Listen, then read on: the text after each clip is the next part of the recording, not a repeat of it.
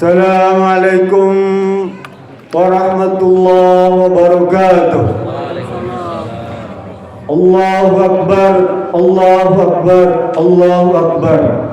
Allahu Akbar kabira, walhamdulillahi katsira, wa subhanallahi bukratan wa asila. La ilaha illallah, Allahu Akbar, Allahu Akbar, walillahil hamd. Hamdan katsiran thayyiban mubarakan fi kama yuhibbu rabbuna wa yarda. Asyhadu an la ilaha illallah wa asyhadu anna Muhammadan abduhu wa rasuluh iqraran bihi wa tauhida. Allahumma shalli ala sayyidina Muhammad wa ala alihi wa sahbihi sallim tasliman mazida. Amma ba'du. Yang terhormat Ketua DKM Masjid Muhajirin beserta pengurus, Ketua RW 13 beserta jajarannya, para Ketua RT 1 hingga 7 dan MBS, para tokoh, para ulama, para ustaz, para pejabat, bapak-bapak, ibu-ibu, adik-adik, hadirin sekalian yang dirahmati Allah Subhanahu wa taala, yang pada pagi yang cerah ini memenuhi halaman Masjid Muhajirin Gereja Bendungan Asri 1 dalam rangka melaksanakan salat Idul Fitri 1440 Hijriah sebagai bagian dari rangkaian ibadah Shaum Ramadan yang pada tahun ini dilaksanakan secara serentak bersamaan di seluruh penjuru tanah air. Apresiasi kepada pemerintah yang sanggup mengkonsolidasikan umat Islam di Nusantara sehingga dapat melaksanakan Lebaran Idul Fitri tahun ini secara serentak bersamaan. Semoga pada tahun mendatang juga bisa dilaksanakan secara serentak sebagai bagian dari persatuan bangsa Indonesia. Amin. Pagi ini saya akan menyampaikan tema khutbah adalah ketakwaan hasil Ramadan sebagai modal kedamaian bangsa. Segala puji dan syukur sepatutnya kita panjatkan kehadirat Allah Subhanahu wa taala atas berbagai karunia dan nikmat yang dilimpahkan kepada kita sekalian. Di antara nikmat yang besar yang Allah karuniakan adalah suasana aman dan damai di masyarakat kita, di bangsa kita juga relatif aman dan damai, yang belum tentu Allah berikan ke negara-negara lain. Tahu saja beberapa negara banyak terjadi kekacauan dan tentu saja akan menyulitkan untuk pelaksanaan ibadah. Tapi alhamdulillah negeri kita ada dalam relatif aman dan damai, sehingga pelaksanaan Idul Fitri pun dapat dilaksanakan dengan sebaik-baiknya. Alhamdulillah.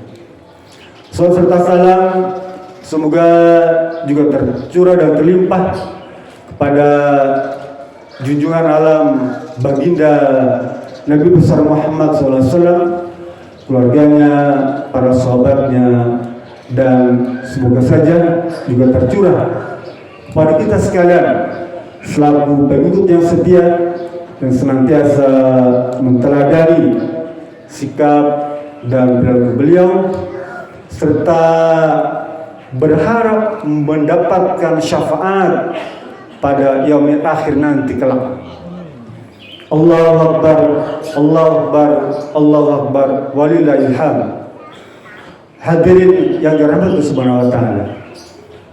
Dalam kehidupan kita bermasyarakat, ya, agar bisa mendapatkan ketentraman, kenyamanan, kehidupan bermasyarakat, maka sangat dibutuhkan suatu keadaan yang aman dan damai bagi setiap insan dari manapun dan suku apapun, ras apapun, bangsa apapun, atau agama apapun, sangat membutuhkan suasana aman dan damai.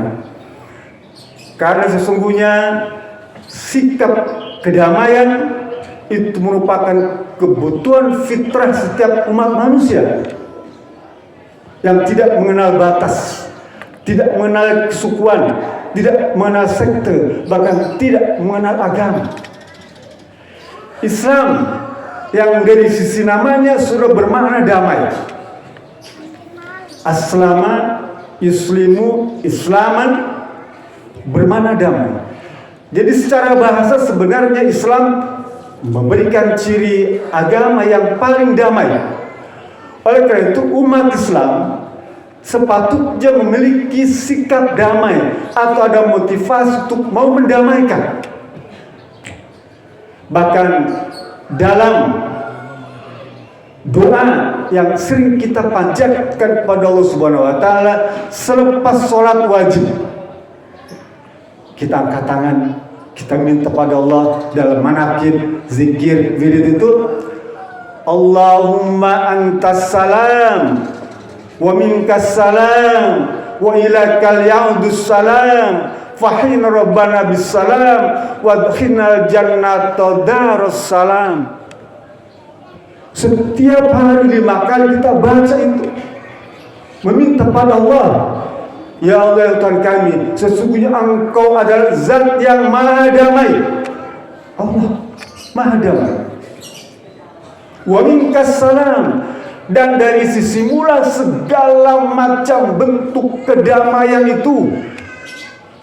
Wa ilaikal ya'udus salam, dan hanya kepada mula dikembalikan segala macam urusan tentang kedamaian. Kemudian fahina rabbana bisalam, ya Rabb, wahai Tuhan kami, karuniakanlah kepada kami kehidupan di dunia ini dengan penuh kedamaian.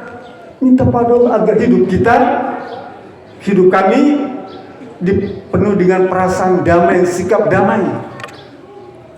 Wadkhilnal jannata darussalam, dan nanti ya Rabb, kelak di akhirat nanti, masukkanlah kami semua ke negeri akhiratmu yang damai. Maksudnya adalah surga. Nanti di dalam surat Al-Hijr ayat 46 Allah berfirman, udkhuluha bisalamin aminin. Wahai yang bagus semua, masuklah ke negeri akhirat dengan penuh kedamaian, aman dan sentosa.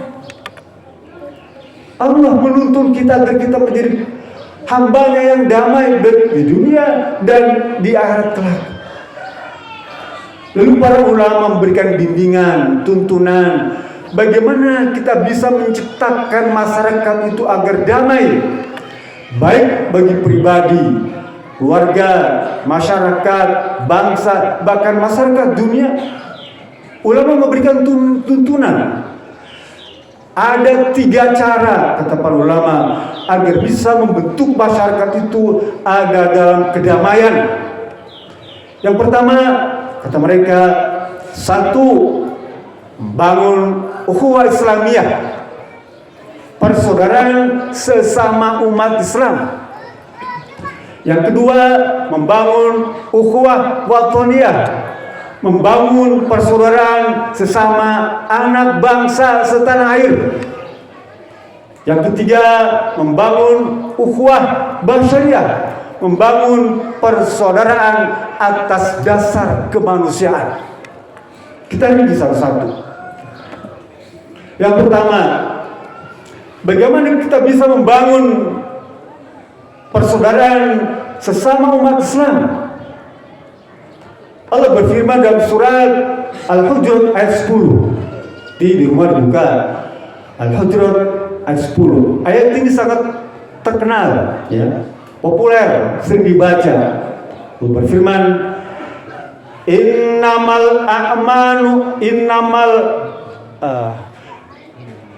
innamal mu'minuna ikhwatun faslihu baina akhwaikum wattaqullah la'alakum turhamun. Allah berfirman, innamal mu'minun. Innama itu kalau dalam bahasa Arab disebut yufidul hasr, fokus, khusus, perlu perhatian. Setiap ada kata innama, perhatikan ayat berikutnya, ya, maksudnya begitu.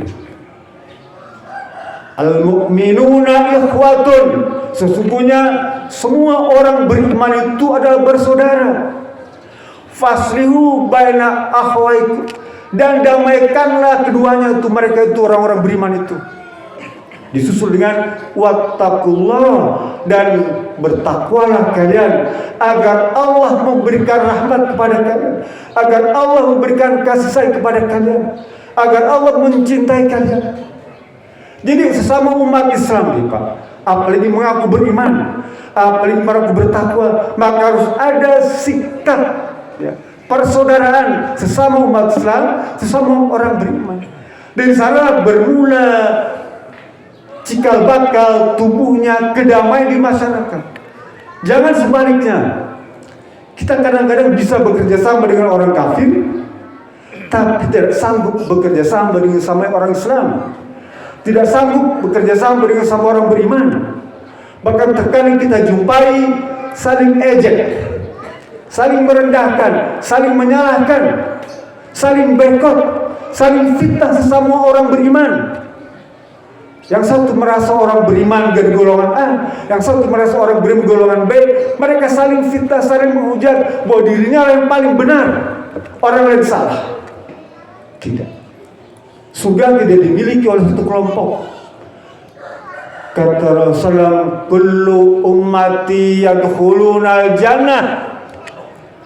Setiap umatku semuanya pasti masuk surga, golongan apapun, tanpa melihat sekte, tanpa melihat aliran, tanpa melihat golongan, tanpa melihat mazhab, semuanya pasti dijamin masuk surga. Istimewanya umat Islam. Oleh karena itu tidak sepatutnya orang yang baru belajar agama Islam lalu mencap orang itu salah, bahkan ras ini jelek, ini fitnah, bahaya. Bagaimana mungkin bisa dibangun persaudaraan sesama umat Islam kalau sesama umat Islam saling ejek mengejek? Yang kedua, membangun ukhuwah watoniyah. Bagaimana kita bisa membangun persaudaraan sesama anak bangsa setanah air? Nanti baca surat Al-Hujurat ayat 13. Ya, Allah berfirman, ya ayyuhan nas, anna khalaqnakum min dzakari wa unsa wa ja'alnakum syu'uban wa qabaila lita'arafu inna akramakum indallahi atqakum. Allah memberikan pesan, diamatkan kepada semua manusia, bukan hanya orang beriman, bukan hanya orang bertakwa, dan bukan hanya orang muslim, tapi semua manusia Allah suruh, ya, Allah ingatkan, wahai segenap manusia, inna khalaqnakum min dzakari wa unsa, sesungguhnya kata Allah, kami telah menciptakan manusia itu, ya, dari jenis laki-laki dan wanita. Wa ja'alnakum syu'uban wa qabila, dan kami pastikan kami juga menciptakan mereka itu dalam keadaan bersuku-suku, berbangsa-bangsa, beras-ras, bergolongan-golongan, berkelompok-kelompok. Tapi ingat, itu kelompok golongan bukan untuk membangga-banggakan diri sendiri, bukan. Merasa golongannya paling bagus, merasa sukunya paling mulia, merasa sukunya paling terhormat di negeri, tidak. Sekalipun dia mayoritas sukunya, tapi tidak secara otomatis dan menjadi suku yang paling mulia. Tidak. Kata Allah, inna akramakum mindallahi, yang paling mulia di antara kalian hanyalah mereka-mereka yang paling bertakwa di Allah Subhanahu wa taala. Itulah yang paling mulia. Siapa yang paling mulia itu? Mereka yang telah melaksanakan saum di bulan Ramadan selama 30 hari. Mereka adalah orang-orang yang telah meraih takwa. La'allakum tattaqun, dengan siamnya, dengan qiyamnya, dengan tadus Al-Qur'annya, ya, dengan sedekahnya, dengan iktikafnya, dengan zikirnya. Itu semua adalah ibadah yang mengantarkan pelakunya menjadi orang-orang yang muttaqin. Kata Syekh Abdul Qadir Jailani, setiap kali aku menyaksikan Idul Fitri, Lebaran, aku melihat mereka semua seperti bayi yang baru dilahirkan. Di antara mereka ada yang lahir dalam keadaan sempurna, tapi di antara mereka ada yang lahir dalam keadaan cacat. Lalu sahabat bertanya, apa yang kemaksudkan mereka yang lahir dalam keadaan sempurna dan lahir dalam keadaan cacat? Bayi yang lahir dalam keadaan sempurna, mereka yang ketika melaksanakan saum Ramadan, mereka imanan wahtisaban, sungguh-sungguh melaksanakannya, sehingga pada Lebaran 1 Syawal mereka nampak seperti bayi yang baru dilahirkan tanpa dosa. Mereka dan kita semua yang hadir di hadapan Masjid Muhajirin adalah seperti bayi-bayi yang baru dilahirkan tanpa dosa sedikit pun. Amin. Dan bayi dalam keadaan cacat, mereka ketika saum tidak imanan wahtisaban, tidak sungguh-sungguh, banyak diikuti dengan dusta, dengan riba, dengan namimah, ya, dengan adu domba, dengan memandang pandangan tidak menyehatkan, mengerjakan perbuatan tercela. Mereka lah yang lahir dalam keadaan cacat. Nauzubillah. Yang ketiga, kata para ulama, bagaimana kita bisa membangun masyarakat agar ada dalam kedamaian, keamanan dan sentosa. Yang ketiga, membangun ukhuwah basyariah, membangun persaudaraan atas dasar sisi kemanusiaan. Ya. Imam Abi Aufa meriwayatkan sebuah hadis bersama Rasulullah SAW di hadapan masjid ketika duduk-duduk, ya, ngabuburit. Tiba-tiba ada rombongan jenazah diusung melintas di depan masjid. Tiba-tiba Rasul berdiri. Kata sahabat yang tahu jenazah itu siapa? Sahabat bilang, ya Rasulullah, itu jenazah yang digotong itu orang Yahudi, orang kafir. Apa? Ya Rasul, para sahabat, wahai para sahabat, bukankah kalian tahu orang Yahudi juga manusia? Oleh karena itu, ini menjadi amalan sunnah. Sunnah Bapak. Kalau ada orang kafir meninggal tuh dia lewat di depan kita disunahkan berdiri. Orang kafir, ya, orang Yahudi, karena dia juga manusia. Ya. Kita kadang-kadang gitu, tetangga kita meninggal orang kafir, gak ada satu pun yang nengok. Memang bukan kewajiban mengurus jenazahnya, tapi setidaknya ya kita turut bela sungkawa, ucapkan innalillahi wa inna ilaihi raji'un. Tidak haram mengucapkan innalillahi itu. Yang haram itu mohon doa ampunan pada Allah Subhanahu, itu diharamkan. Tapi kalau innalillahi ya, wa inna ilaihi raji'un, jangankan kepada manusia orang kafir, kepada binatang, hewan tuh, kucing kita meninggal, mati itu, ucapkan innalillahi. Pohon kita mati itu, pohon mangga nih mati, ya, gak berbuah innalillahi. apalagi kepada manusia.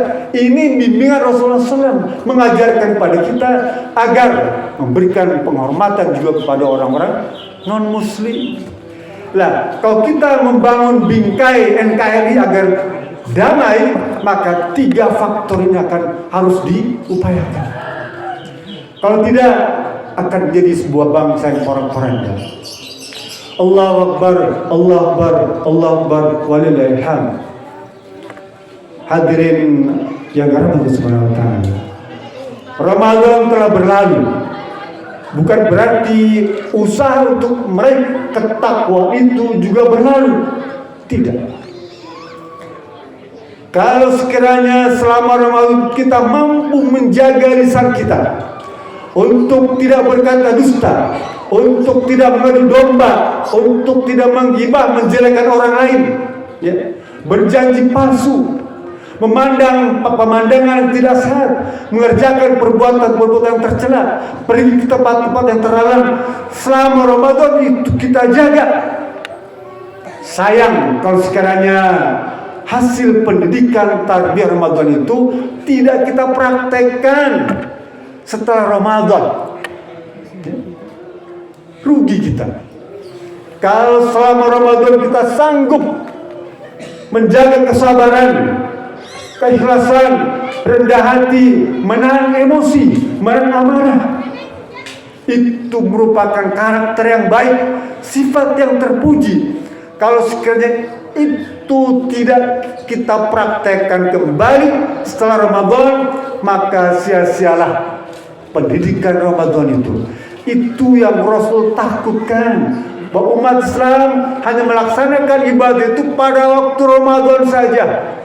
Sholat ke masjidnya rajin pada waktu Ramadan, sholat berjamaahnya rajin, baca Qurannya rajin, qiyamulailnya rajin, baca Quran tahajudnya rajin, sedekahnya rajin. Tapi hanya bulan Ramadan, seakan-akan Islam itu hanya bisa dipraktekkan pada bulan Ramadan saja. Tidak. Islam tidak hanya bisa dipraktikkan Ramadan, tapi pada hari-hari lainnya pun setelah Ramadan bisa dipraktikkan. Takutnya Rasulullah musib itu terjadi. Sering kita saksikan berapa banyak rubah soemin le salam min sam ila juwatus. Berapa banyak orang berpuasa ya, pada Ramadan itu, tapi setelah itu dia tidak mendapatkan apa-apa. Inilah orang-orang yang kata Abdul Qadir Jilani, kelak dia akan lahir dalam keadaan cacat. Karena itu seluruh amalan selama Ramadan itu praktekkan oleh kita setelah Ramadan. Agar apa? Agar negara NKRI ini ada dalam bingkai kedamaian, keamanan, dan sentosa. Semoga Allah Subhanahu wa taala memberikan limpahan yang lebih banyak lagi. Karena Allah berjanji dalam surat Al-A'raf ayat 96, walau anna ahlal qura amanu wattaqau lafatahna alaihim barakatim minas sama. Kalau sekiranya negeri Indonesia ini, bangsa Indonesia ini, rakyatnya beriman dan bertakwa, kalau sekiranya penduduk RW 13 ini, ya, Jamaah Masjid Muhajirin ini beriman dan bertakwa, la fatahna alaihim barakatim minas sama, maka akan Allah buka pintu keberkahan dari langit dan dari bumi. Apa itu keberkahan? Kasratul khair wa ziyadah. Banyaknya keberkahan yang berlimpah-limpah. Apakah kita tidak ingin Allah bukakan pintu keberkahan dari langit dan bumi hanya dengan bermodalkan takwa? Oleh karena itu, hasil Ramadan, ketakwaan kita dapatkan Ramadan itu menjadi modal membangun kedamaian bangsa Indonesia. Barakallah. Itu saja yang bisa saya sampaikan. Mudah-mudahan ada bermanfaatnya. Mari kita sama-sama tutup dengan munajat pada Allah Subhanahu wa taala. Allahumma shalli ala Muhammadin wa radallahu tabaraka wa ta'ala sadatin wa rasulillah ajma'in. Allahumma ighfir lil muslimin wal muslimat wal mu'minin wal mu'minat al-ahya minhum wal amwat innaka samiyyun qaribun mujibud da'wat ya qadiyal hajat. Ya Allah, ya Tuhan kami, sesungguhnya kami tahu banyak tentang perintah, tapi kami masih sering melalaikan perintah-Mu. Oleh karena itu ya Rabb, melalui Idul Fitri ini, maafkanlah kami, maafkanlah keluarga kami, maafkanlah bangsa kami yang belum mengerti tentang khilafah. Ya Allah Tuhan kami, sesungguhnya kami telah tahu banyak tentang larangan-Mu, tetapi kami masih sering melanggar larangan-Mu ya Rabb.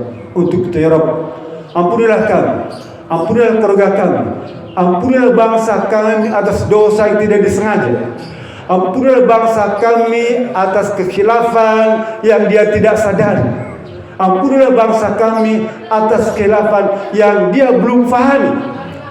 Ya Allah Tuhan kami, sesungguhnya kami telah menerima banyak nikmat dan rezeki-Mu yang melimpah, tetapi kami masih belum menjadi orang yang dapat bersyukur kepada-Mu ya Rabb. Oleh karena itu ya Rabb, melalui Idul Fitri ini, tunjukilah kami jalan yang benar, jalan keridhaan dan bukan jalan kesesatan. Selamatkanlah kami di dunia dan di akhirat. Lindungilah kami, raksalah kami, jagalah kami, jauhkanlah kami dari berbagai macam penyakit, baik penyakit jasmani maupun penyakit rohani. Sehatkanlah tubuh kami, pulihkanlah kesehatan kami, angkatlah penderitaan karena penyakit kami. Ya Allah Tuhan kami, jauhkanlah kami dari segala macam mara bahaya, malapetaka dan bencana. Hindarkanlah kami dari segala macam bentuk kejahatan, bentuk ancaman dan bentuk tekanan. Ya Allah Tuhan kami, berikanlah kepada kami kekuatan, ketabahan, kesabaran, serta keyakinan yang kuat di dalam melaksanakan ketaatan kepada-Mu ya Rabb. Jadikanlah umur kami umur yang penuh barokah. Jadikanlah harta kami harta yang memberikan manfaat. Jadikanlah keluarga kami yang penuh sakinah mawaddah warahmah, agar kami bisa bahagia di dunia dan selamat di akhirat. Rabbana taqabbal minna wa siyamana wa qiyamana wa ruku'ana wa sujudana wa tilawatana wa sadaqatana innaka antas samiul alim bi rahmatika ya arhamar rahimin. Taqabbal minna wa ankum siyamana wa siyamakum kullu amin antum bi khair minal aidin wal fadhin wal maqbulin billahi sabilillah. Assalamualaikum warahmatullahi wabarakatuh.